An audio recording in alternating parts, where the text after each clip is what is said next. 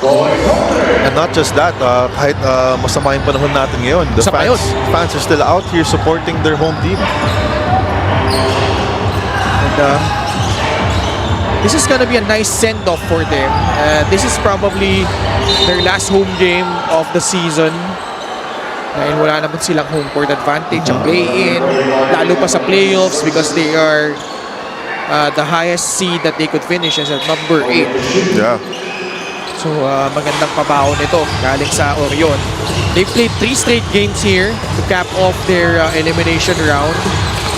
And well, you see that they're still trying to build their habits. Yung kanilang defensive coverages, inaayos pa nila dito. At lalo, makakalaban nila yung Pasig, Dre, na alam naman natin, di sumusuko. And I don't know if Chito Jaime will be ready in time for that match. But how about Warlo Batak though for Pasig? He's been mesmerizing the defenses, the opposing defense. Especially, he's really found his stride. He's been doing everything for Pasig. Warlo Batak, an all-star this season. Obviously, carrying a heavy load for Pasig. Carrying to a lot of wins, actually. So si Warlo Batak. Alfred Flores, Tutoy Ramirez nagbabalik. Dalawang ICC Blue Hawks won the championship in the NCRAA.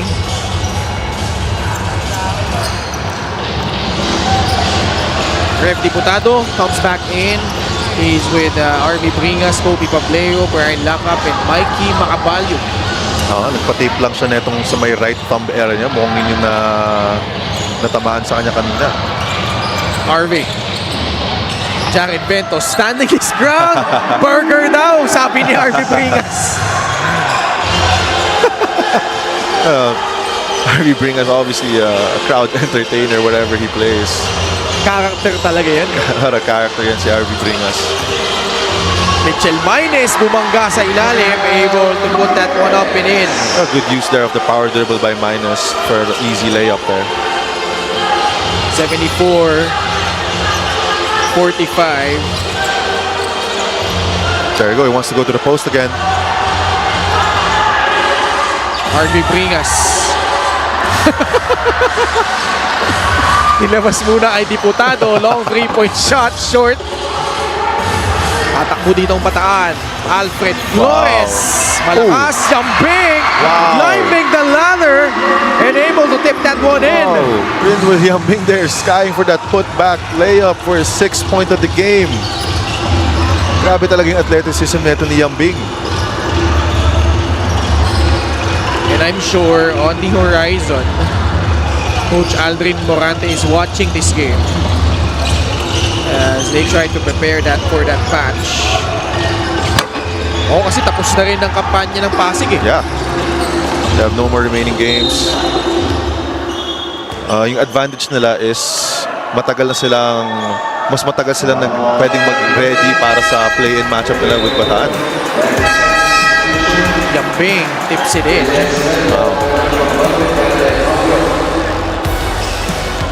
While Ilagan, Isabela, ang inaabangan na lang nila kung sino yung makakalaban nila between Pangasinan and Caloocan. Because they're pretty much perched into that 8th spot. Mahirap din yun. If you're Isabela, parehas na napakalakas na kupunan in Pangasinan and Caloocan. Di mo rin alam kung anong mas gusto kong makatapat eh. Although, Ilagan Isabela just beat Caloocan in their last elimination game. And it happened on their home floor in Caloocan. Tapos alam ko yung laban nila against Pangasinan, dikit lang din yun. Yeah, it was actually a controversial loss. Exactly. If you remember, sa Lucena. Sa Lucena yun, it was a controversial loss na... Yun yung si Michael Mabulak, pinagpag niya yung depensa ni Gab Gomez. Yeah. Early in the season. Yeah, it was probably the 4th game of the season, if I remember correctly. Oo nga pala. Yeah. Siyempre, naalala mo yun. Nandun ako nun eh. Ano eh. Naalala ko yun. Grabe yun. That was a very highly contested matchup, that game, early in the season. also apart from the controversial call, I would say is a big factor into that match was the early maagang pagka-thrown out ni Art De La Cruz. Isa pa yun. So, syempre, a lot of factors obviously, pero if you have your best player out early in the third and of course the fourth. Ang free throw nito, tinsan natin na Extreme Appliances ang subok at kompletong appliance brand ng Pilipinas. So, daming subplots, no? Yeah, madami. So, syempre, kung Pangasinan man ang makatapat ng Ilagan, Isabela sa play-ins, definitely one to watch. At kahit Caloocan din, dahil nga kakatapos lang nung laban nila kung saan nanaig yung Ilagan, Isabela. Yeah. Good thing about the play-in is Dante Pagyo hits a free from the right corner, much to the delight of this Orion crowd. Yeah, crowd favorite there with his... He's gonna throw it out. He's gonna get thrown out here. He already has one technical foul here.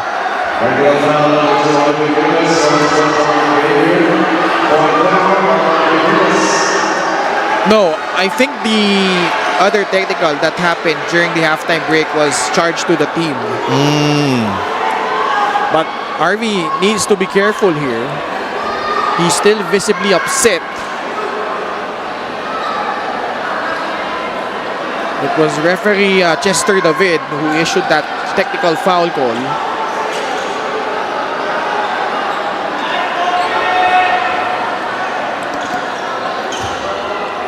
Six minutes remaining. Alfred Flores will shoot the technical free throw. And able to hit it.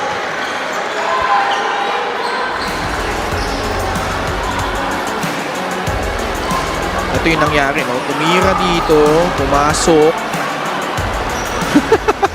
Inasar pala ni Dante Pagyo.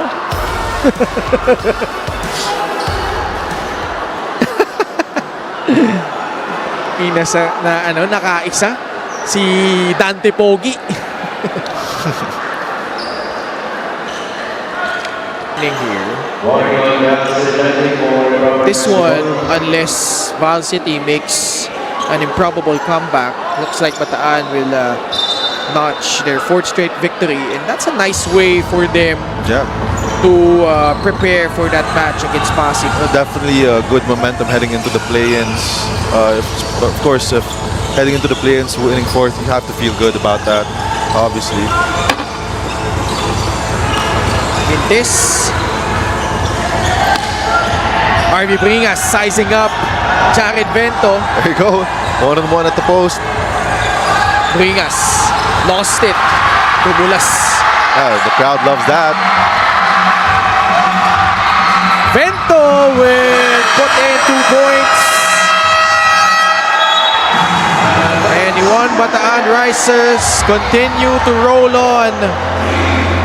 And man, this one pretty much a done deal. Wala kay Bringas, Dubulas. And Bataan instantly making them pay. And no one, only 2 players sprinting down the floor on the defensive transition there for Val City. We'll pause for a break. We'll be right back after this. Who I'm sure you're familiar with because he was once your father's teammate with Santa Lucia, right? Yeah. I've known him for a long time. And syempre, yung subblat nga for Coach Ogie is makakalaban niya, former team niya in Pasig. Of course, Boss Buddy Internado there. Tosu had their share of trials, not only as a player but as a coach, to si Coach Ogie. And it comes full circle with that play-in tournament knockout match to determine who will move on and who will be eliminated. LGR is the official outfitter of the MPBL. What do you think of the new format this season, Andre? This is the first time we're implementing the play-in tournament here in the MPBL. Oh, definitely, I like it. It makes it more interesting, especially for teams na syempre mga nasa 8, 9, 10 seed na. It gives them a chance pa to make the playoffs. And ito naman sa mga teams na nasa upper seats na wag maging kampante, di ba? Oo. Kaya I like this new format this year. When William Bing got fouled, they were trooped to the line for 2 free throws. Brought back the throw to see Rin William Bing. I mean, he has that stroke, Yeah.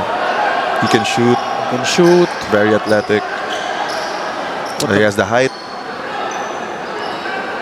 Matter of confidence and consistency ito Yeah. for Rin William Bing.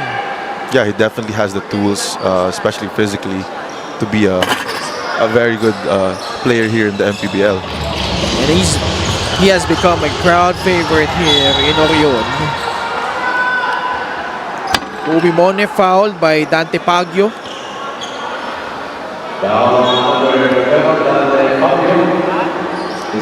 (83-47).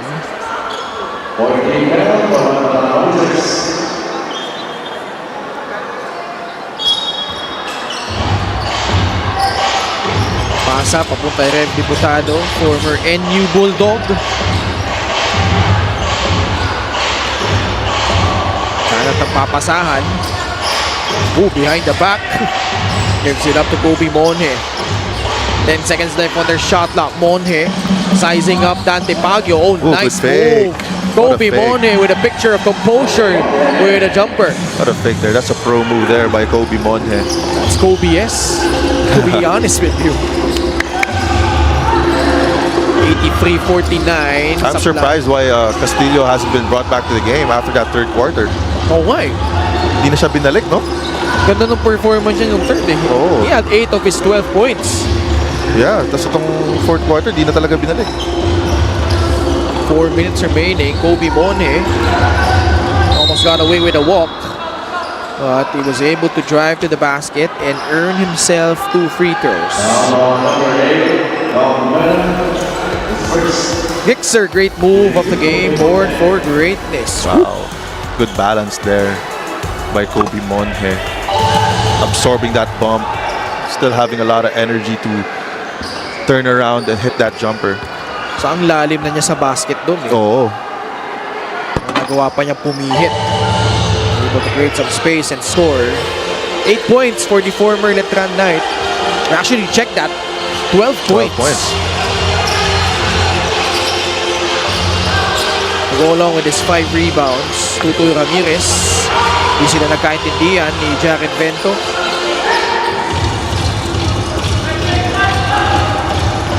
(83-51). Diputado, no. Yamping got the rebound.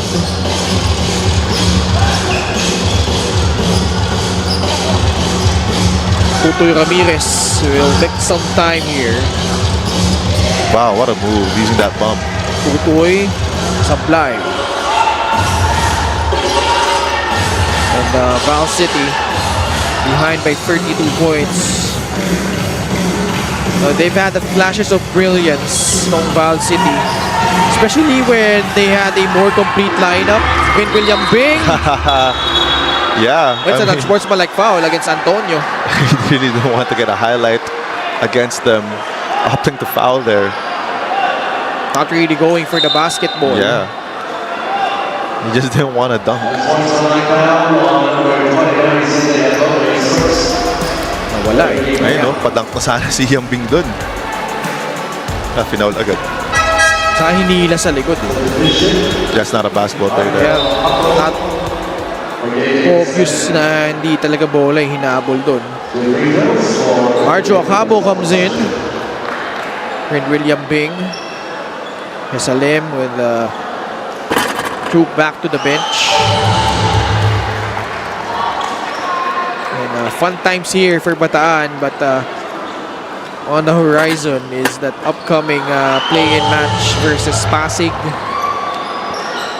And when you look at the matchups, Warlo Batak versus Mitchell Maynes, Wow. 2 first-time All-Stars this season. Yeah, definitely a matchup to watch. And then you've got Mark Montuano there. Long-time veteran. Jacob Galicia, I believe, has really proven himself to be quite a performer for Pasig City. That's gonna be quite a handful for Bataan, especially with their bigs there. Yeah.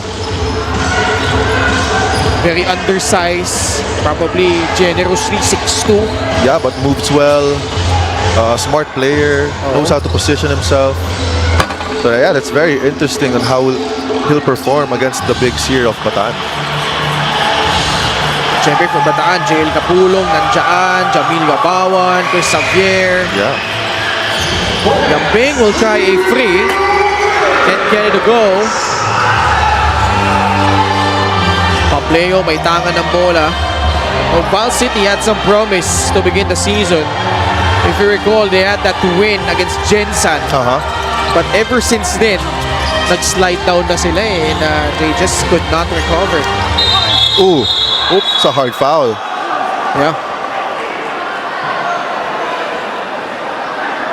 Bataan has to be careful here. They don't want players to get thrown out, miss the play-in.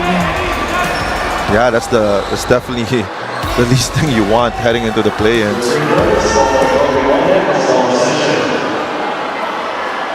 I mean, also an interesting subplot there with regards to Bataan versus Pasig. The former teammates in ICC magkakalaban doon. Alfred Flores, Tutoy Ramirez, and Jared Vento going up against their former teammate in Felix Corpus, who's thriving actually for Pasig. Yeah, he's been playing very well. Very consistent. Not sure really if Robbie Malalang will still come back for Pasig. That's a huge loss for them. And ang talagang inaabangan ko dyan si Dito Jaime because he was such a key part to their success. So Refdi Mutado able to score. Obviously, Chito Jaime, you got a veteran who has size and obviously can shoot the basketball. So if ever he can't play, that's a huge loss again for Pasig. Bento will try free. Mahalog, palabas, at ay pasok pa din. Shooter's bounce. Masaya siya. 88-54. And nice way to end their homestand with 3 victories here in Orion. As Antonio got up, got fouled, got the basket, and Tutoy Ramirez will be called for that personal. Yeah, definitely a big win like this is definitely going to help Bataan's confidence heading into the play-ins. Especially a win in front of their home crowd too. Antonio short.